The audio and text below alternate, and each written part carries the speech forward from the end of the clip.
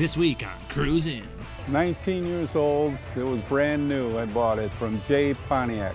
Sometimes you just know when you have a good thing. The refrigerator was in a different position. I changed the position of the refrigerator. Refrigerator? There's an option every car should have. It falls into the Neoclassic line, which is the Duesenberg 1937, as well as the Excalibur. I'm not sure what that means, but the car is very cool. I just had car parts all throughout my house.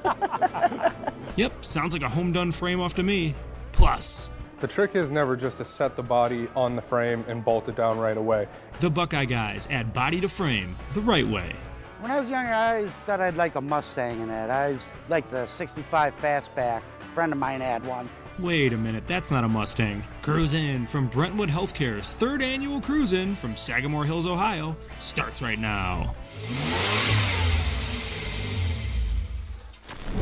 This week on Cruise In, we're finishing out the summer strong. Hi, I'm Will Burge, and this week we're in Sagamore Hills, Ohio at the third annual Brentwood Healthcare Campus Cruise In.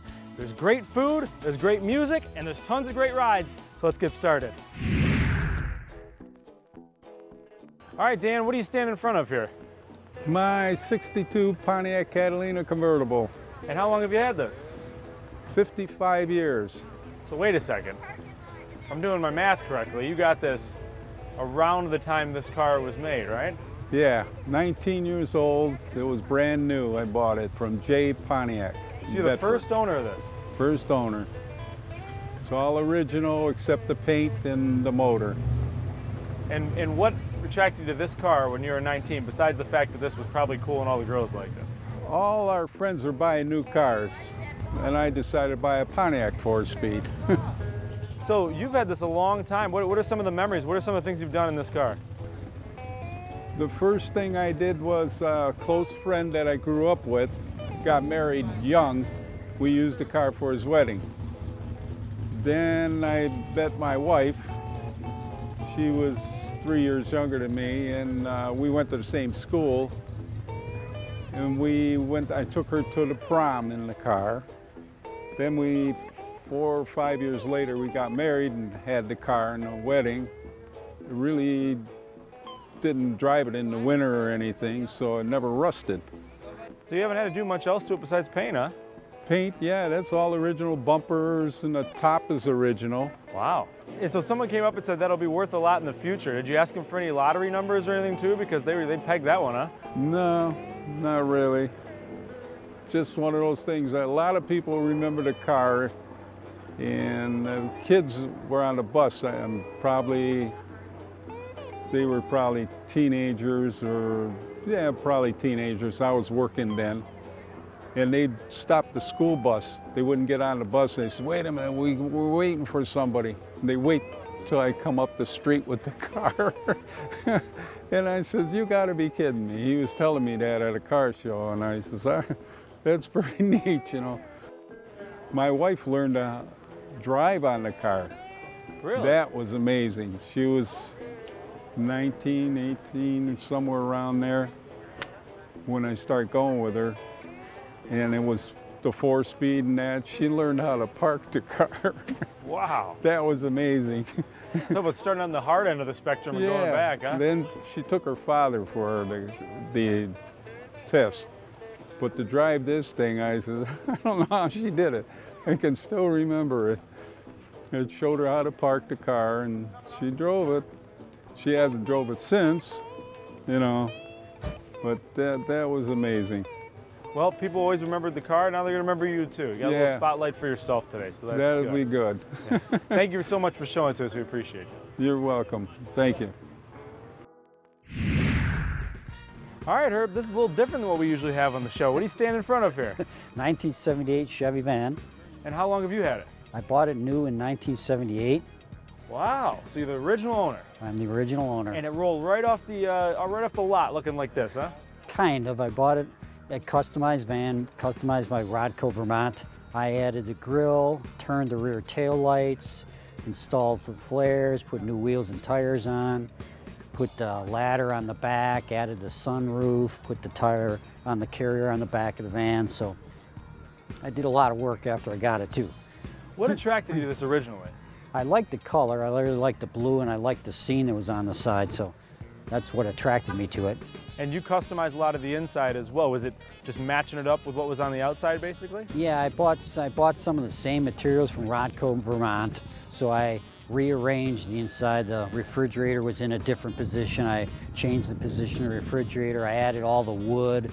I added the countertop and the sink and the cupboards spaces, so the overhead console and wood, I added that. It almost looks like a captain's quarters.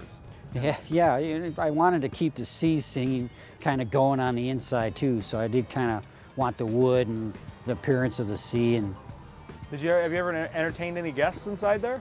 not too much. My wife and I used it quite a bit for camping, and we went to a lot of car shows, but I really haven't entertained too many other people inside it. Speaking of camping, I see you can cook out of the back of this thing. Yeah, I added a little box. I built a little box in the back that I could put a Coleman stove in, and there's some store drawers that have the dishes and silverware in. So yeah, we used to take that when we camped. We could take that box and lift it out of the van and put it on the picnic table, and so we used that a lot when we were camping. So when you pull this up to camping, and you're sitting in there and the chairs spin around and your cognac glasses are next to you, people are like, that's not camping, right? Probably not. Yeah, a lot of people probably not. They're roughing it in their tents next to you? Yeah. Have you always been a van guy? Probably, yeah. I like vans. I mean, it was in the 70s was the big craze, and it's kind of died down since then. You don't see as many conversion vans, but yeah, I've always liked conversion vans. So I know they were obviously more popular then, but you take it out to shows now. I gotta imagine it's kind of an eye catcher. People come over and have to take a look at it, right? Oh yeah, a lot of people take a look and remember the van craze and kind of say, oh, I haven't seen one of these vans at a show in a long time. So yeah, a lot of people make comments about it. What is other people's favorite part of this? What's what you hear the most compliments about? I think a lot of people like the interior. They like you said, it's kind of like a bar kind of inside, so they like that. And how about for you? What's your favorite part of this van? I probably like the outside scene the best. I like to say, I like the mural that they put on and the scene of the sea, and I like that the best. The original thing that caught your eye. Yeah. Like you said, love at first sight, right? Right. Well, thank you so much for bringing it out today and showing it to us. It's very, very cool, and it's awesome. Thank you so much. Thank you. You're welcome. Coming up. Originally, there were manufactured 1,080 of these. Which makes the Zimmer very rare indeed. From project to pride and joy, the restoration specialists at Buckeye Classic Car Restoration can make your dreams come true. Our master body, paint, and mechanical technicians have over 100 years of experience. They do research, can communicate every detail of the restoration process, and their restorations win big-time awards. Buckeye Classic Car Restoration cars have been winning awards since 2001. Let the restoration specialists at Buckeye Classic Car Restoration turn your project into an award winner. Welcome back to Sagamore Hills, Ohio on Cruise In. I'm standing next to a 1985 Ford Zimmer. So some people might be saying a Ford what? So what is this? Okay, this is a Ford Zimmer. It was manufactured by Henry Zimmer Car Company in Pompano Beach, Florida. Okay, limited edition model made from 1983 to 1988. I've owned the car for 3 years. I bought it at an estate sale. Had to do some updating on it, like replating of the chrome and the wheels, and do some updating on the power plant, which is a 302 V8 engine Mustang. It's now in good order. It falls into the neoclassic line, which is the Duesenberg 1937, as well as the Excalibur. So how long did it take you to find one of these? I can't imagine it's a very easy find.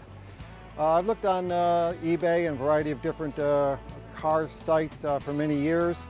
Like I say, found this about 3 years ago. This is very unique, not seen very often out there, and it fit my bill. Now, I love, so it was made for the elite, and it was only around for a couple years, so is there a lot of these left? Originally, there were manufactured 1,080 of these. Okay, I know of them about 4 in the local area. Other than that, there is a Zimmer car club that's international, and I don't know where the rest of them really are. I followed the newsletter, which comes out periodically, and chat with some of the people regarding theirs, and we just enjoy each other's information. Now, nothing says elite like a gold steering wheel. What other stuff is in here that is kind of up before its time? It's got Ricardo Italian leather interior. The color of the car is Italian cream. It's got a gold-plated steering wheel, which is 24 karat gold. The bird on the front is actually plated to 24 karat gold also. Wow. The inside is all, of course, carpeted, as well as the trunk is carpeted, and you see the chrome is there. Air horns are standard on the vehicle, and even though the wheel wells show it to be wheels at one time went under there, like in the Excalibur, currently under there is electronics. Oh, wow. So what drew you to this style of car? What was it about this style that you said, I had to get one of these? I like the neoclassic style. I've seen in Hollywood in a lot of the old movies, okay, back to the Marilyn Monroe era and such, and I just thought it was very unique to have and to see if I could even find one and afford one, definitely. So it just came available, like I say, on an estate sale, and made it mine, and start working on it from there. Well, thank you so much for bringing it out. We'll celebrate you showing it to us with some caviar and champagne. How about that? Sounds great, Guy.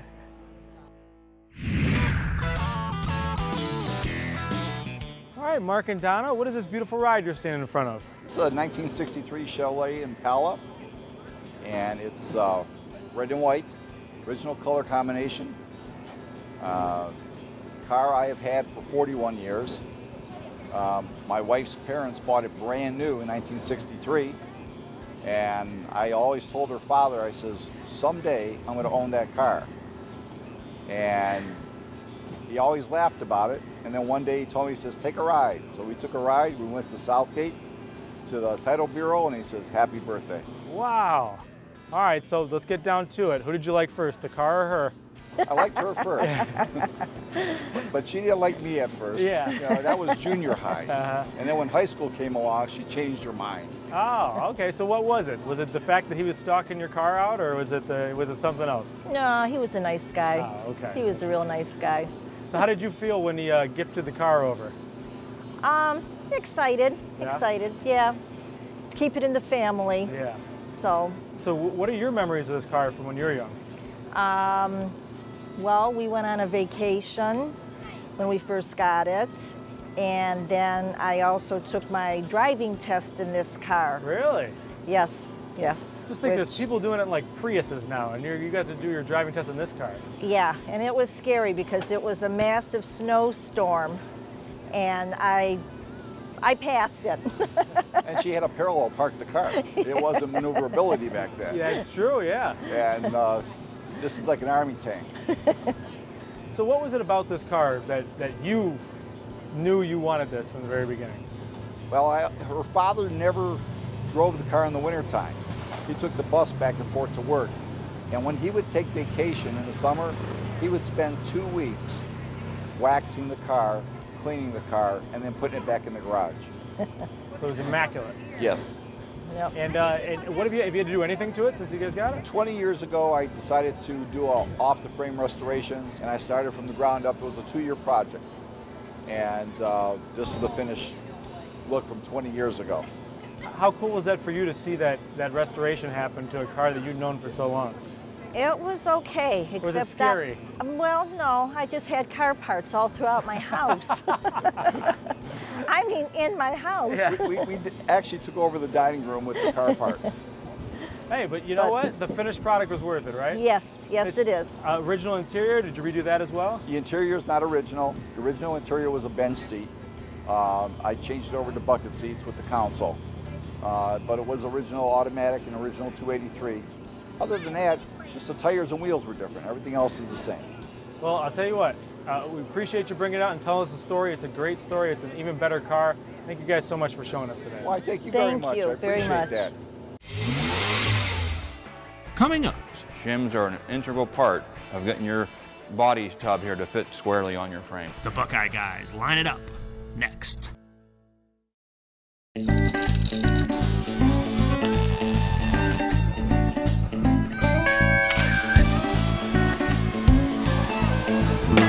Welcome to this edition of Cruising with the Buckeye Guys.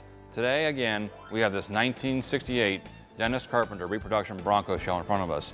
The customer brought it to us before and we couldn't get on the frame. Well, the frame's straight now. And we have the shell here and the tub back on the frame that was all bent straight at the frame shop. Well, right now, we have this tub perfectly level. And how do we do that, Don? Use the laser and the ruler. That's right. This body is ready to be shimmed with the factory shimming points. And once that's done, you can go through the body work. What's the key to these Broncos to get them on your frame there, Don? The trick is never just to set the body on the frame and bolt it down right away. You really need to take your time, make sure everything's level before you go ahead and bolt anything together. Adding shims when necessary is key to making sure these things are straight. We jacked up this corner of the body tub here, and now we put a shim underneath there. Now if you look, we're here at 8 3/4, and on this side, we are 8 3/4. We're dead nuts on. This tub is perfectly square right now. Don, why does the tub got to be square? Make sure all the panels fit correctly. If your body's twisted, because of the frame being twisted, when you go to fit the doors and fenders and even the top, nothing will align right and you'll be way out of square and it'll look crooked. And shims are nothing new in car restoration. Even factory cars, Model A's, Model T's, 57 Chevys, they all had shims. Shims are an integral part of getting your body tub here to fit squarely on your frame. Absolutely. This internal fixture that we make up for our body shells, as the body shell is being put together, our fixtures are all lasered, true and square. We put this fixture in, it's all supported at various points throughout the whole body. You must leave this fixture in until you put the body on the frame. Once you put your body on the frame, still do not take this out. Look underneath where your points are for your points for connecting your body to your frame. If there's a gap of a ½ inch, let's say at the pillar, at the B pillar on the driver's side, you must put a ½ inch filler gap in there. If there happens to be an 1/8 inch on the passenger side rear, you must put an 1/8 inch filler in there. Then, after you go through and check your 8 points and it's pretty level, then you can take this fixture out. At that point in time, you may have to do a little fine adjustments, maybe a 16th or an 18th, to correct your door gaps and your fender gaps. And that is an easy way to do this job. Thank you for tuning in to this week's edition of Cruising with the Buckeye Guys. Keep in mind, all your restoration needs can be handled here. Mechanical, electrical, sheet metal, bodywork, paint, we can do it all here at Buckeye Restoration. Give us a call, 330-533-4757. Located in beautiful Canfield, Ohio. We'll see you next time.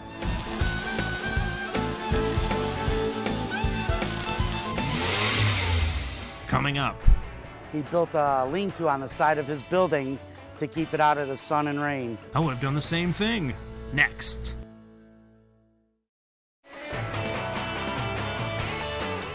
Now back to the 3rd annual Brentwood Healthcare's Cruise In from Sagamore Hills, Ohio on Cruise In. A 1968 Mercury Cougar XR7. How long have you had this? Approximately 3 years. 3 years? How'd you come across it? Actually found it on eBay. Really? It was just... The romantic way. Yeah. I was looking at one of the Cougar forums and somebody brought it up and I just clicked on the link and took a look at it and sounded interesting. So what drew you to this one? When you saw it, what was it that caught your eye? The originality. Yeah. It's 100% unrestored. Really? And I'm only the 3rd owner. Wow. So how does a car this beautiful have never been restored before? Or was it this that just kept under? First owner took very good care of him. He was a doctor in Seattle and had his own practice. And when he bought this car, he built a lean-to on the side of his building to keep it out of the sun and rain. Oh, wow. So tell me a little bit more about the Cougars. Why are you so interested in those? Well, when I was younger, I always thought I'd like a Mustang in that. I always liked the 65 Fastback. A friend of mine had one. But I don't know, I really saw my 69, a picture on Facebook. Somebody was selling it and Columbus, and I don't know, the color combination of that just struck me, and you know, I fell in love with that. And Mustangs, everybody's got one. You don't see too many Cougars. No, you don't. Especially in this area. Yeah, and especially in these conditions. Yeah, I mean, this is gorgeous. The interior looks immaculate too. It's original leather. Yeah, I imagine it moves pretty good, huh? It does. Yeah, and you've never gone above the speed limit with this? Oh, no. No, never, ever, ever, no. That's not why you get cars like this. No. So, and the Cougar on top, where did that come from? Actually, a friend of mine had one, and her husband is very good with it. It's actually a puppet. Oh, okay. And it's a puppet. I always thought it looked so realistic. That's awesome. So do you have one for each car, or is it one that transfers between the two cars? No, it's just... All right, yeah. Well, it's the protector of both, then. That's yeah, what it is, I suppose. What's your favorite part about this car? This car? I don't know, I love the color. Yeah, it's, you know, a classic color. You know, everybody's got a red car or black car. What's the name of this color? It's called Lime. Mercury calls it Lime Frost. Lime Frost. That sounds delicious. Sounds like an Italian ice or something. Now you're making me hungry. Yeah, there you go. Well, we appreciate it. You brought it out here. We enjoyed it, and thank you for showing everybody. Thank you. Well, if you didn't make it out here to Brentwood's 3rd annual cruise-in Sagamore Hills, don't worry, it'll be back again next year and bigger. But you missed a ton of great rides today, like this awesome one we're staying in front of. Al, what is this? It's a 1955 F100 pickup. And how long have you had this? About 3 years. About 3 years, and it looked just like this when you got it, right? No, I did a lot of work to it. It's a lot of work. A lot of work. A lot of work. I love that you went with the matte black. Why'd you do that? It was popular a long time. I had one in '59 that was like that, and I decided, since it's popular again, to go with that because I like the combination. Everything is cyclical, right? Exactly. Always comes back in style. Always. The cruise-ins are always in style. We have tons of thank yous to go around. Everybody out here at Brentwood, the Yankee Panky Band, and the Hoover Sisters for entertaining us all day, and to you for tuning in to Cruise In. Thanks again, and so long.